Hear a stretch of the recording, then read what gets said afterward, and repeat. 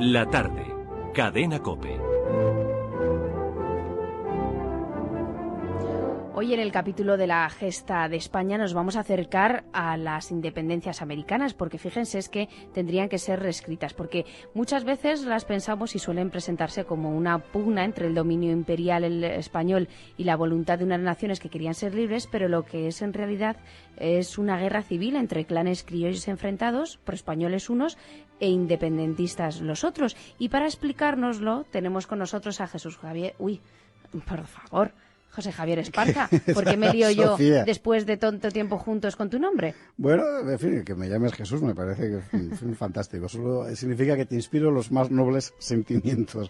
Es verdad, efectivamente, que las guerras de la independencia americana tuvieron más, de nuestra América, de la América hispana, tuvieron más muchas veces de guerras civiles que de guerras de emancipación. Y en una de aquellas guerras dio la vida a un personaje excepcional, Santiago de Liniers, héroe militar, devoto de la corona, patriota español como pocos, pero que era francés, sin embargo, efímero virrey del Río de la Plata.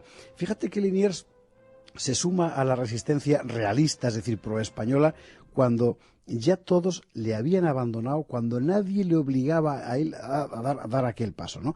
Esta es su historia, la que vamos a contar.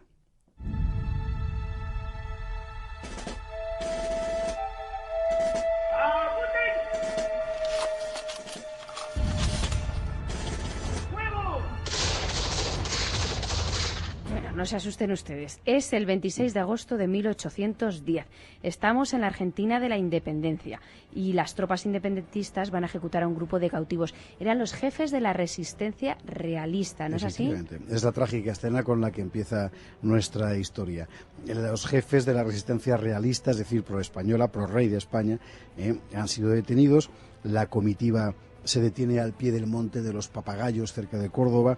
Una descarga acaba allí con la vida de los últimos leales. Arrojan los cadáveres a una zanja y entre las víctimas de ese fusilamiento hay un hombre notabilísimo.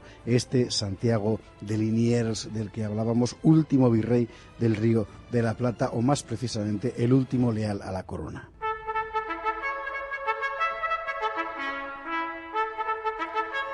A ver, José Javier, ¿quién era este Santiago de Liniers? Pues era un francés, Jacques-Antoine Marie de Ligny-Bremont, que era su verdadero nombre. Había nacido en New York en 1753.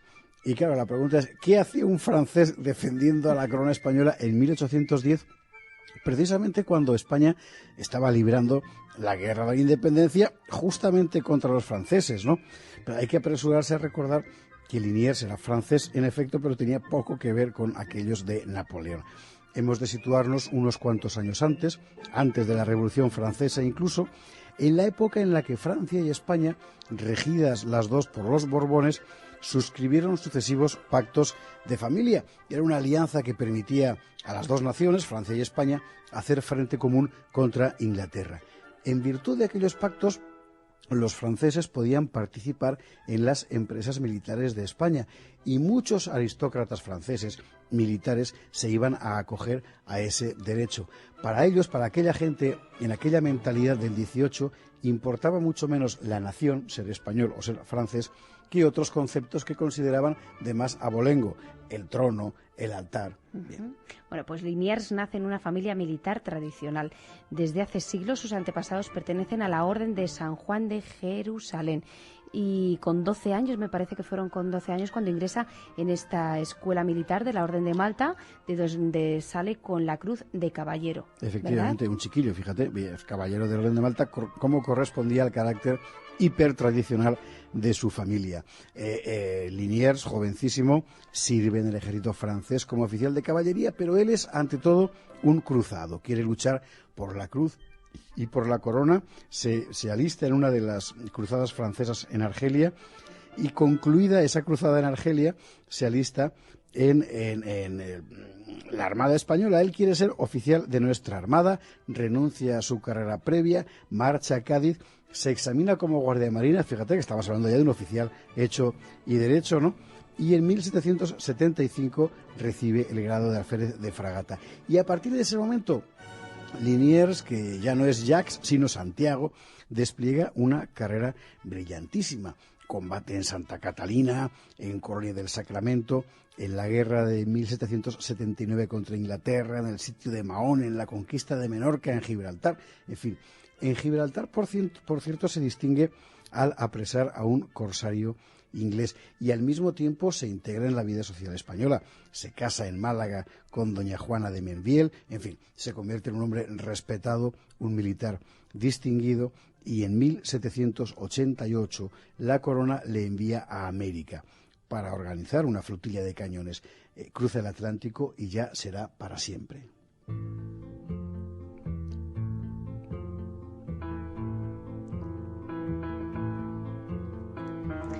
Y nuestro protagonista, como todos nosotros, pues tiene luces y tiene sombras. En Argentina, por ejemplo, Liniers empieza a vivir tanto éxitos como amarguras. Vamos a empezar, por ejemplo, por los éxitos. Pues, por ejemplo, vienen de su carrera militar, cumple a plena satisfacción su cometido con las cañoneras, dirige la fortificación de Montevideo, se le promueve a jefe de la escuadrilla española en la zona, luego a gobernador de Misiones, después a jefe de la estación naval de Buenos Aires, pero lo que les decía, que las amarguras vendrán del lado personal. Por ejemplo, su esposa, Juana, que muere en 1790. ¿Qué más amarguras le esperan a nuestro protagonista? Se casa de nuevo con otra dama, María Martina Sarraeta, y se muere también ella en 1804. Además le pasa una cosa, y es que se siente desplazado respecto a otros oficiales de menor mérito que él, pero que eran españoles de cuna. En fin, las envidias no dejan de hacerle mella. Finalmente se le relega a un mando menor, el de la Ensenada Barragán, y para colmo, y esto es quizá lo peor, su hermano mayor, el conde de Liniers, entra en contacto secreto con los ingleses, es decir, con los principales enemigos de España, que no iban a tardar en intentar apoderarse de Buenos Aires.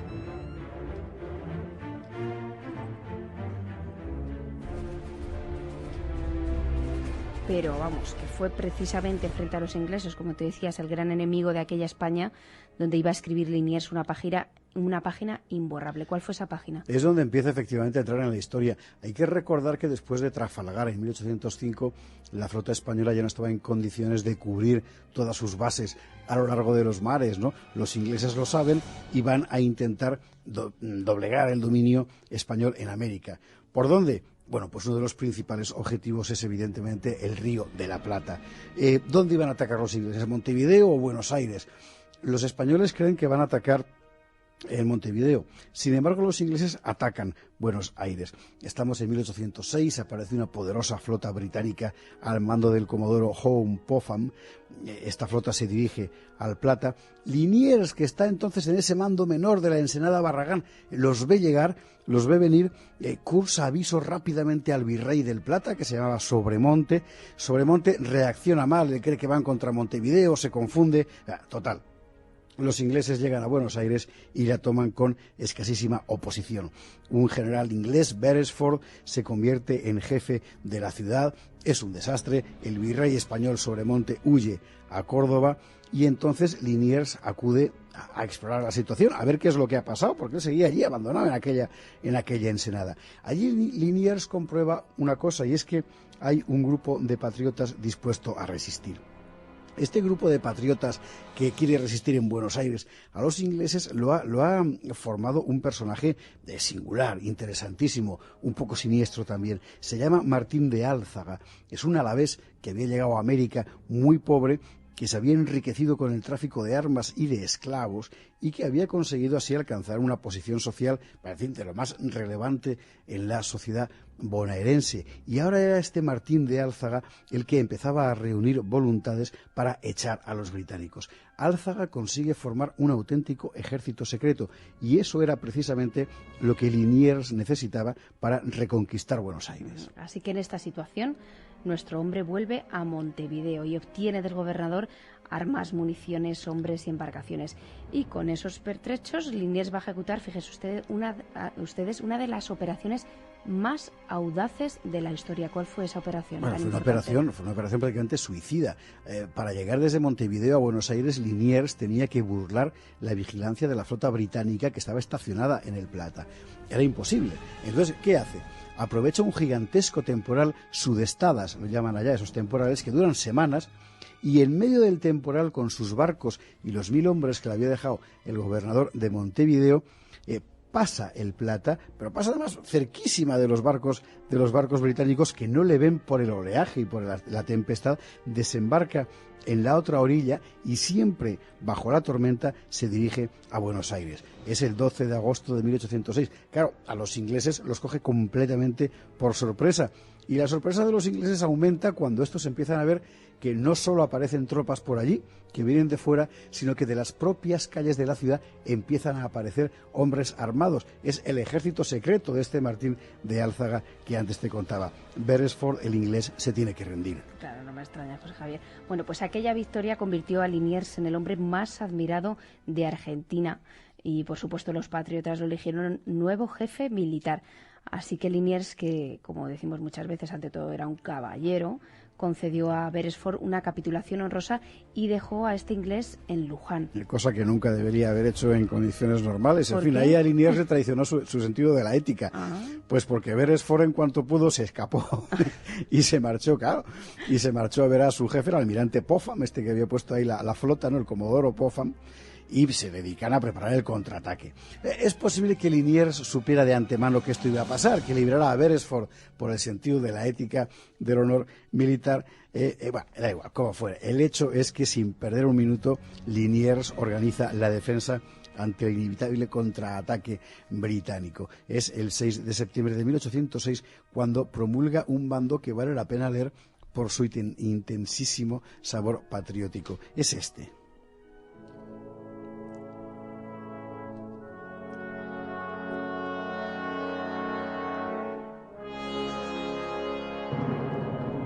Así, para que no decaiga un solo punto la gloria de que para siempre habéis cubierto al sol americano, para mantener con dignidad la alta reputación de las armas del rey católico y para asegurar la quietud tranquila de vuestros hijos y la posesión de vuestros bienes, exige el respeto a la religión, la lealtad al soberano y el amor a la patria, de que sois tan dignos habitantes, el que renazcan en América los antiguos e inextinguibles timbres de las provincias de la monarquía española. Vengan, pues, los invencibles cántabros, los intrépidos catalanes, los valientes asturianos y gallegos, los temibles castellanos, andaluces y aragoneses, en una palabra, todos los que llamándose españoles se han hecho dignos de tan glorioso nombre. Vengan, y unidos al esforzado, fiel e inmortal americano, y a los demás habitadores de este suelo, desafiaremos a esas aguerridas huestes enemigas que, no contentas con causar la desolación de las ciudades y los campos del mundo antiguo, amenazan envidiosas invadir las tranquilas y apacibles costas de nuestra feliz América. Y claro, los voluntarios afluyeron pues, por miles. En pocas semanas, Liniers levantó un ejército de 8.000 hombres. Pero claro, esta vez los ingleses no atacaron primero Buenos Aires, sino Montevideo, donde el virrey Sobremonte no pudo ofrecer resistencia. Y es entonces cuando el Cabildo de Buenos Aires hizo algo insólito. ¿Qué hizo de insólito? A ver. Pues fíjate que Sobremonte, el pobre, no hacía más que correr, siempre que llegaban los ingleses, en un sitio y en otro. También en Montevideo se tuvo que ir por piernas y entonces el Cabildo de Buenos Aires, viendo que no había poder, el virreinato estaba vacío, lo que hizo fue nombrar, el Cabildo es el ayuntamiento, recordemos para los que no lo recuerden, ¿no? Bien, nombrar a Liniers virrey del Plata. No podía hacer eso el Cabildo, pero bueno, evidentemente la situación era de urgencia. La amenaza era gigantesca. Eran nada menos que 10.000 hombres los que había concentrado Inglaterra frente a Buenos Aires, pero Buenos Aires había decidido resistir y cuando el enemigo atacó se produjo el milagro. La batalla es complicada de explicar, digamos simplemente que los británicos habían previsto un choque dentro de la ciudad, pero sus columnas pudieron ser aplastadas por los españoles antes de entrar en Buenos Aires, de tal forma que los británicos acabaron retirándose no solo de la capital argentina, sino también de Montevideo. Fue importantísimo. Inglaterra había sido vencida y el rey de España, Carlos IV, confirmó a Liniers como virrey del Río de la Plata.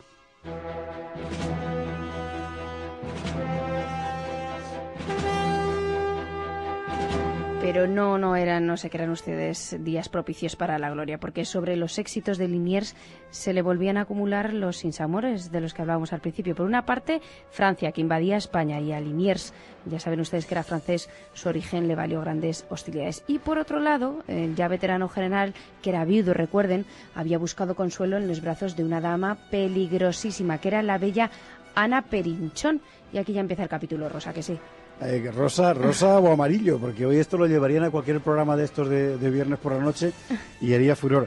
Ana Perinchón, sí, señora de O'Gorman. Bueno, una mujer efectivamente peligrosísima, muy mal vista por el pueblo, que la llamaba la Perinchona, y que había estado en tratos con los ingleses. Claro, con los ingleses y con los franceses, los portugueses, los españoles, los independentistas. O sea, era una intrigante extraordinaria, una auténtica Mata-Hari. La Perinchona, como la llamaban, convirtió la alcoba de Liniers en un despacho de influencias. Se acusó al virrey de favoritismo, de corrupción, y sobre todo lo que estaba pasando es que ya muchos conspiraban contra la corona en el Río de la Plata.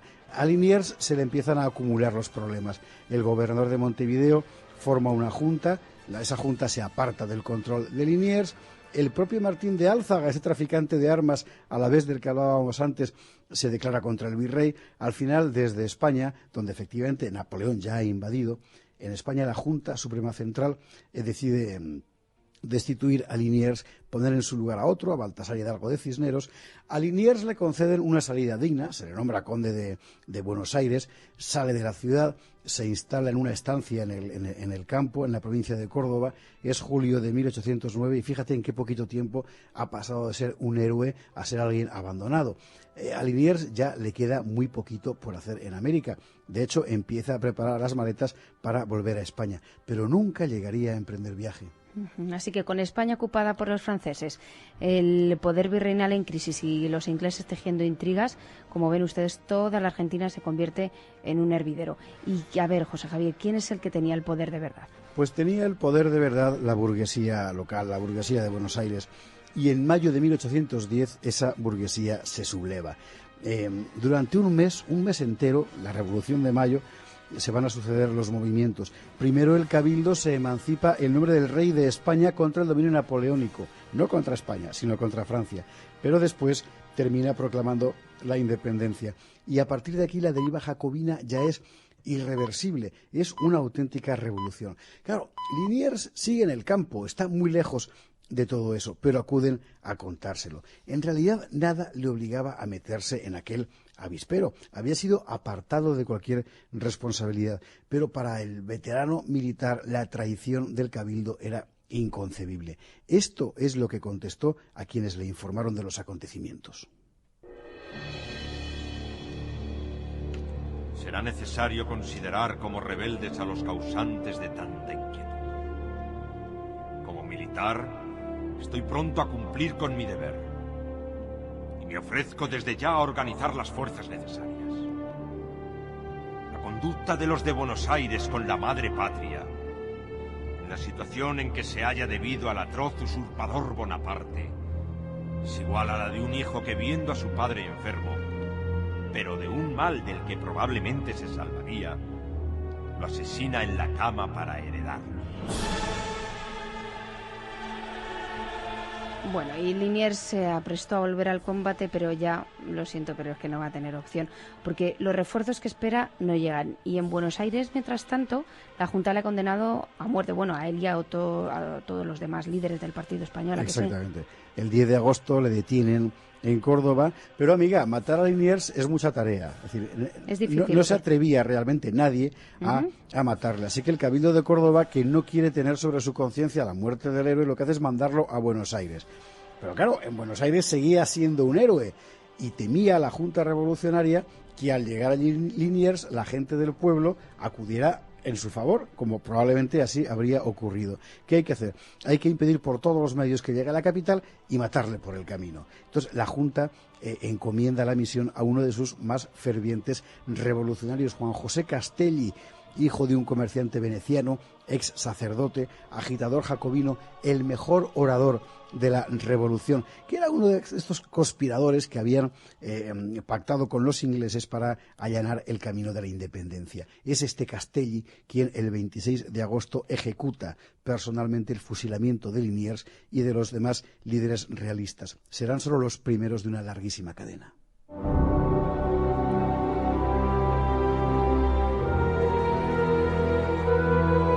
De esta manera concluye la historia trágica de Liniers, el último leal. Pero bueno, igualmente trágico y mucho menos glorioso fue el final de los otros protagonistas de nuestra historia. Yo tengo curiosidad por saber qué pasó con la Perinchona, esta que tú decías antes. Pues la Perinchona, la peligrosísima dama, había sido expulsada por el propio Liniers a Brasil cuando se averiguó que estaba en tratos con los ingleses.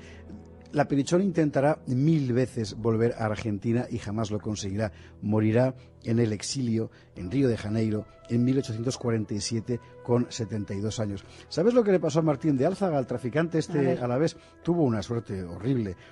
Inmerso en las turbulencias revolucionarias, fue acusado por la Junta de andar en tratos con los españoles y fusilado. Y la Junta hizo que su cadáver colgara 3 días en la Plaza de la Victoria. Madre mía, impresionante. Bueno, ¿y el cadáver de Liniers, qué pasó con él? El cadáver de Liniers finalmente... ¡Ay, se me olvidó contarte lo que pasó con Castelli, el que le mató, el jacobino! Pues me interesa, que tengo familiares con ese apellido. Bueno, pues ya lo siento, porque la verdad es que fue atroz lo de Castelli. Después, Castelli pasó a sangre y fuego el norte de la Argentina y el sur del Perú, sembrando de muerte todo aquello, profanando iglesias, quemando pueblos. Era un auténtico bárbaro. Al final fue derrotado por los realistas en Perú, y como suele ocurrir con todos estos revolucionarios, como Robespierre, por ejemplo, de vuelta a Buenos Aires, fue detenido por el nuevo gobierno argentino y llevado ante los tribunales por sus abusos. En el juicio perdió el habla por un cáncer de lengua, de tal forma que el que fue el mejor orador de la Revolución asistió a su juicio en silencio, y ese cáncer lo mató en 1812, antes de que el tribunal dictara sentencia. Bueno, y ahora ya el cadáver de Liniers, me preguntabas, pues fue recuperado, y medio siglo después sus restos viajaron a España. Fueron recibidos con honores militares y enterrados en Cádiz. La familia de Liniers repudió el título de conde de Buenos Aires y en su lugar adoptó el título de conde de la Lealtad, confirmado a la corona española. Lo que hoy nos queda, bueno, es el recuerdo de un hombre que fue tal vez el último caballero en un mundo que cambió brutalmente ante sus propios ojos, y que fue en todo caso allí el último hombre leal. Bueno, pues despedimos a Santiago de Liniers y despedimos a otro gran caballero, José Javier Esparza, pero solo hasta el lunes que viene. Hasta el lunes. Hasta el lunes, Sofía. La tarde, Cadena COPE.